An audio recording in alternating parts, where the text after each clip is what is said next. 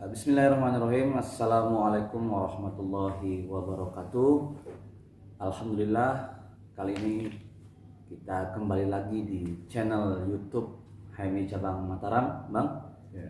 Dan kali ini saya sedang bersama Abang Manimbang Haryadi, Sekjen Majelis Nasional KHMI. Bagaimana kabar, Bang? Baik, alhamdulillah. Alhamdulillah, sehat ya, Bang ya? Sehat. Apa ini, Bang, kesibukan akhir-akhir ini, Bang? Ya, Selain di alhamdulillah. Selain kegiatan rutin ya, Betul. kegiatan-kegiatan dilaksanakan oleh Majelis Nasional kami, juga beberapa waktu yang lalu sempat mengikuti perkembangan pelaksanaan Kongres HMI ke-31 dan ya kegiatan-kegiatan lain, kalau apa istilahnya, ngisi acara, narasumber, ceramah, kegiatan-kegiatan yang menyambungkan silaturahmi dengan teman-teman. Abang Manimbang ini beliau adalah mantan ketua DPRD Kabupaten Sumbawa Barat, Bang ya. Iya. Alhamdulillah. Tapi aktivitas politik di legislatif, Bang, Belum lagi. belum lagi ya. Jadi ya, lagi nunggu dulu Siap. timing yang tepat. Jadi mungkin di video kali ini kita akan banyak bincang-bincang soal KHMI. Kebetulan Abang sedang mampir di Kota Mataram dan ya kenapa tidak kita manfaatkan beliau ini. Jadi gini, Bang, Dinda ingin tanya-tanya soal KHMI ya, Bang ya. Ya. Ini KHMI kan sudah cukup lama, Bang ya. Kami sudah cukup lama. Lalu pertanyaannya, Bang, apa? Bagaimana peran KHMI selama rentetan panjang sejarah kami, Bang, dalam mengawal pembangunan bangsa, Bang? Baik, terima kasih Rinda. Alhamdulillah saat ini kita bisa bersilaturahmi, bertemu. Ini pertanyaan menarik ya. Bagaimana peran kami dalam mengawal perjalanan bangsa? Ini menguatkan atau menegaskan kembali komitmen kami sebagai kelanjutan dari perjuangan HMI terhadap upaya-upaya yang sistematis, konsisten dan menyeluruh dalam mengawal perjalanan bangsa. Ini sesungguhnya merefleksikan semangat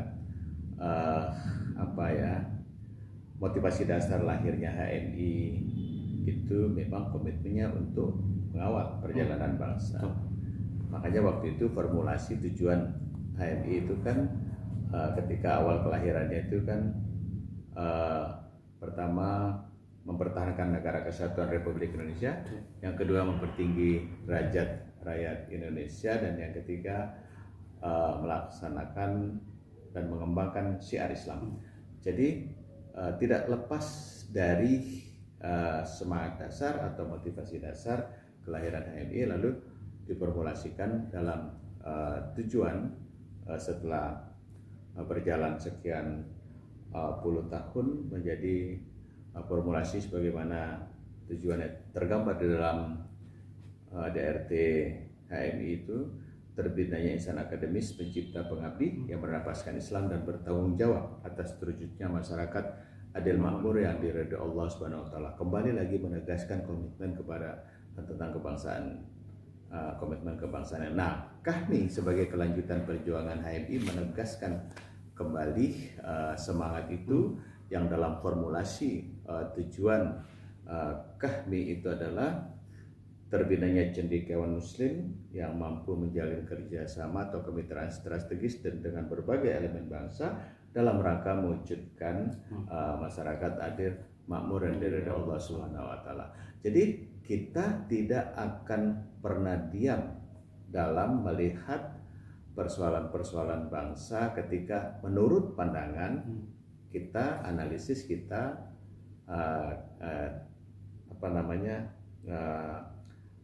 katakanlah semacam penilaian kita secara akademik tentunya, kalau ada kebijakan, langkah atau upaya-upaya dilakukan oleh penyelenggara negara yang menurut kita perlu diluruskan.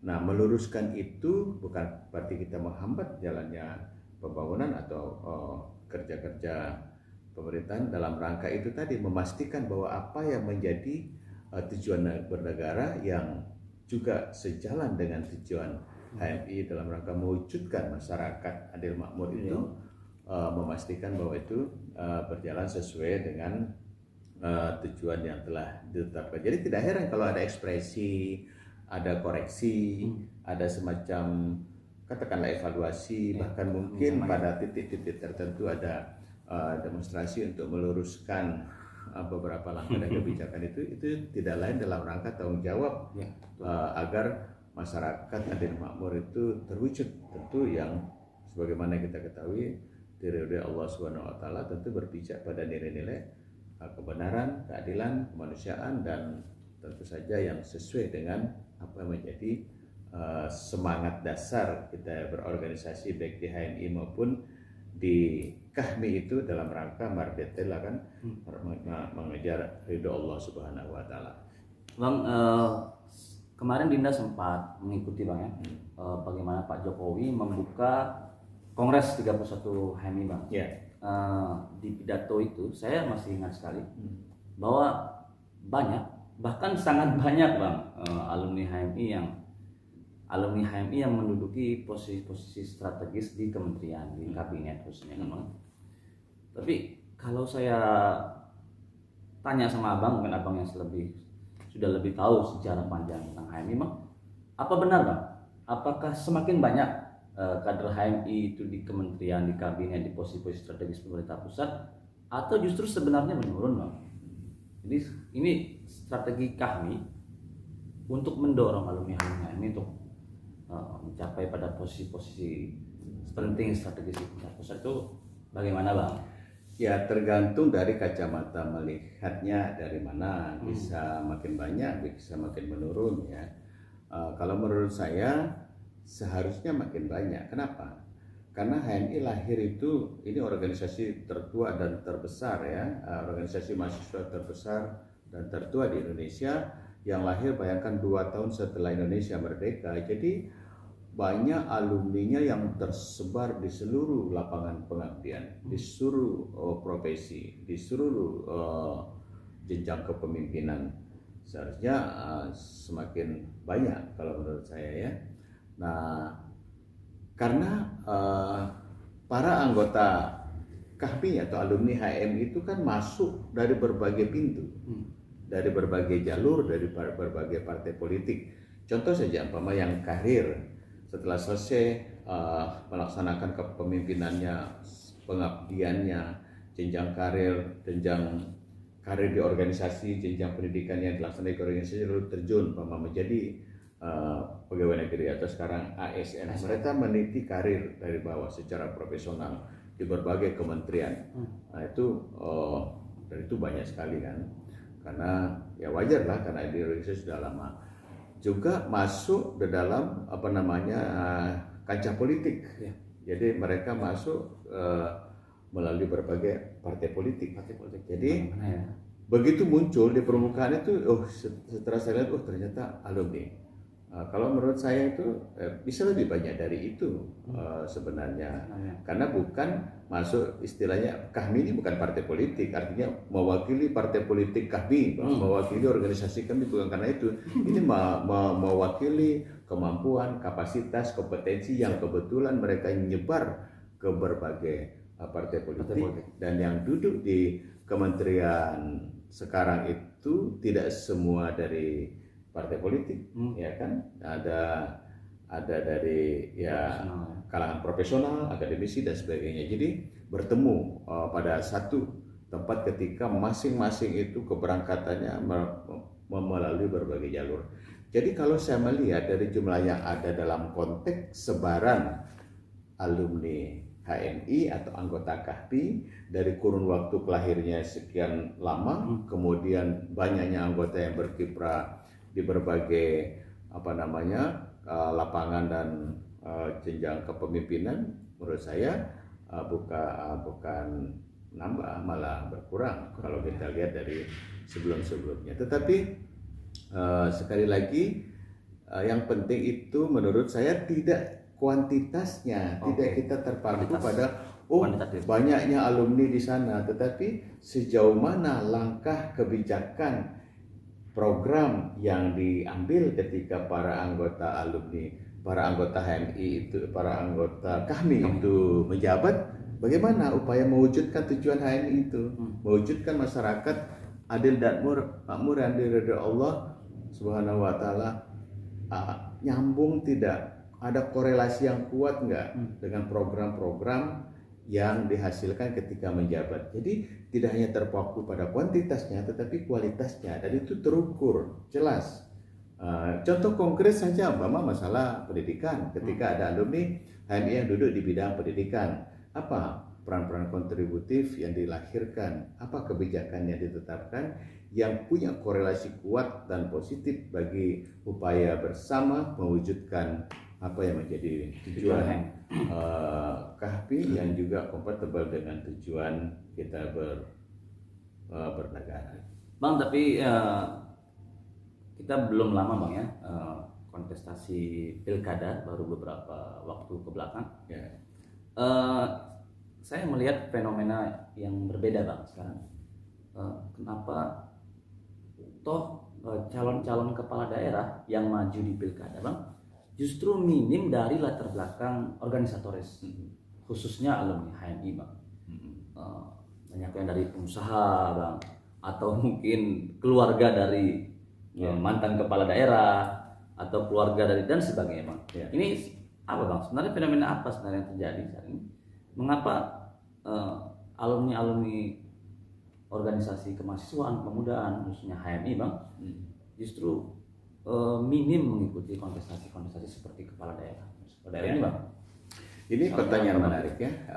Kalau saya melihat dari animo atau antusiasme yang begitu tinggi, banyak calon-calon dari anggota KAHMI ya yang maju, yang berhasrat maju. Tapi kan istilahnya banyak juga yang kalah sebelum bertanding, karena proses rekrutmen, pencalonan segala macam itu dalam iklim dan sistem politik sekarang itu kan syarat dengan politik transaksional, banyak biaya politik. Sementara yang namanya anggota KAHMI tidak semua pengusaha kan. Tapi kalau ditanya soal kapasitas, kompetensi, pengalaman memimpin yang dibuktikan tentang jenjang karir selama aktif di HMI, tidak usah diragukan soal kompetensi ya, soal kapasitas, soal profesionalitas, tidak usah diragukan, itu banyak sekali. Tapi soal isi tas ini yang masih minim.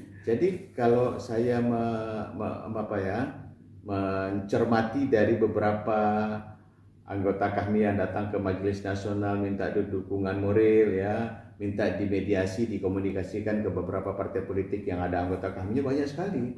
Tetapi yang terrekrut, yang bisa dapat rekomendasi, yang dapat dukungan dari partai itu kan minim sekali, karena ya itu tadi soal ketidaktersediaan dana atau biaya yang memadai. Sehingga itu istilah saya itu sudah ya kalah sebelum bertanding. Tetapi beberapa daerah itu alhamdulillah gubernur, bupati, wali kota, wakil wali kota, wakil bupati, wakil gubernur ada beberapa yang terpilih. Kalau untuk kali ini lumayan lah jumlahnya itu. Kita lagi mencari mendata secara lebih konkret ya. Bahkan ada satu ini fenomenal sekali, satu anggota KAHMI, kebetulan ketua majelis daerah KAHMI di Provinsi Lampung, yaitu tepatnya di Metro, maju lewat jalur independen dan berhasil dan terpilih gitu. Karena waktu itu tidak menggunakan jalur partai, jalur independen yang memang dijamin oleh undang-undang. Tapi saya yakin ke depan tentu akan membangun kerjasama dengan partai politik yang ada di DPR supaya mendapat dukungan ya. Itu menunjukkan bahwa ya alumni HMI atau anggota KAHMI di mana-mana itu selalu tampil muncul walaupun tidak sebesar apa yang diharapkan karena terjadi hambatan dari soal biaya politik itu. Nah, ke depan menurut saya sistem dan iklim seperti ini harus dievaluasi. Kalau dibiarkan terus begini hanya pemodal saja atau orang-orang yang dekat dengan pemodal yang bisa maju sepanjang sistem seperti sekarang ini masih dimungkinkan ada terjadi transaksionalitas politik, biaya politik, mahar politik yang begitu tinggi. Saya yakin orang-orang yang punya uang banyak yang bisa menjadi calon kan, Iya. atau didukung oleh pemodal besar. Nah ini kan ke depan saya kira perlu dievaluasi supaya kadar-kadar terbaik yang digodok di HMI atau bahkan dari anak bangsa yang lain yang digodok di berbagai organisasi yang berpeluang untuk muncul sepanjang kontestasi itu dilakukan secara sehat, secara berkualitas dan tidak terlalu besar biaya. Jadi berarti kami tetap menjaga komunikasi dengan HMI juga bahkan untuk mendorong. Oh iya, jadi itu penting. Pola relasi HMI dan kami itu berbasis pada komitmen kuat untuk mendukung keberlangsungan kaderisasi. Istilah kita itu mata air perkaderan harus tetap mengalir, harus tetap bersih, tidak terkontaminasi. Bila perlu mengalirnya itu deras, karena ini kawas candra di muka, cikal bakal untuk menjadi pemimpin, digodok, dilatih untuk menjadi pemimpin di organisasi, kelak dia terjun ke masyarakat itu menjadi pemimpin yang sesungguhnya. Jadi leadership exercise-nya itu terus disediakan ruang untuk itu dan kita dorong terus karena salah satu komitmen kami lahir itu kan untuk mendukung keberlangsungan kaderisasi. Artinya kami bisa ada seperti sekarang ini karena buah dari proses kaderisasi sekian puluh tahun. Jadi kalau kita mau melihat ke depan itu menjadi bagus kualitas anggota kami-nya itu harus diberikan atensi dan partisipasi yang konkret dalam pelaksanaan kaderisasi. Ya, saya setuju itu Bang yang Abang sampaikan. Tapi ini terakhir Bang, sebelum kita menutup video ini, Dinda ingin tanya Bang. Kira-kira Bang, ini kan 2024 tidak lama lagi ya Bang ya. Kira-kira ada tidak tokoh kami atau tokoh alumni HMI yang ya paling tidak kompeten lah Bang untuk kita, harapan kita untuk menjadi RI1 Bang? Ya, kalau dilihat dari sebaran anggota sangat mungkin itu ada. Karena anggota kami ada di pimpinan partai politik, semua partai politik ada anggota kami, bahkan di partai-partai yang juga sekarang cukup besar di Senayan itu ya sebagian besar wakil ketua umumnya itu anggota kami. Nah yang kedua kalau dilihat dari stok kader ya, kapasitas dan kompetensi sangat mungkin ke depan itu muncul calon RI1 dari kami dan kita harus yakini itu dan kita harus dorong itu. Tinggal bagaimana kemampuannya untuk menjalin komunikasi dengan partai politik dan kemampuannya untuk menggalang dukungan biaya politik, dan tentu yang lebih penting dari itu adalah bagaimana mengatur strategi tingkat penerimaan dari rakyat secara luas, karena konsekuensi dari direct election atau pemilihan langsung itu ya harus dikenal luas, harus popularitasnya, elektabilitasnya. Intinya menjawab pertanyaan itu, kalau dari stok ketersediaan kader saya yakin ada, bahkan banyak. Nah, terus yang kedua kita harus punya komitmen atau gerakan bersama untuk mendorong supaya 2024 yang akan datang itu ada muncul anggota KAHMI yang menjadi calon RI1. Kalau RI2 kan sudah sering, dan dari yang duduk di kabinet sudah banyak, kepala daerah, provinsi, kabupaten, kota sudah banyak. Sudah saatnya kalau menurut saya 2024 harus dipersiapkan untuk untuk memunculkan calon RI1 dari anggota KAHMI. Saya juga ini jadi berapi-api nih Bang, sangat semangat Bang untuk mendorong semoga alumni kita ini semakin banyak menduduki posisi-posisi strategis Bang, tidak hanya di pemerintah pusat, khususnya di daerah juga Bang, khususnya di Nusa Tenggara Barat, di Kota Mataram. Kami juga sangat berharap Bang. Bang, terima kasih ini waktunya Bang sudah mau mengisi di channel YouTube HMI Cabang Mataram Bang.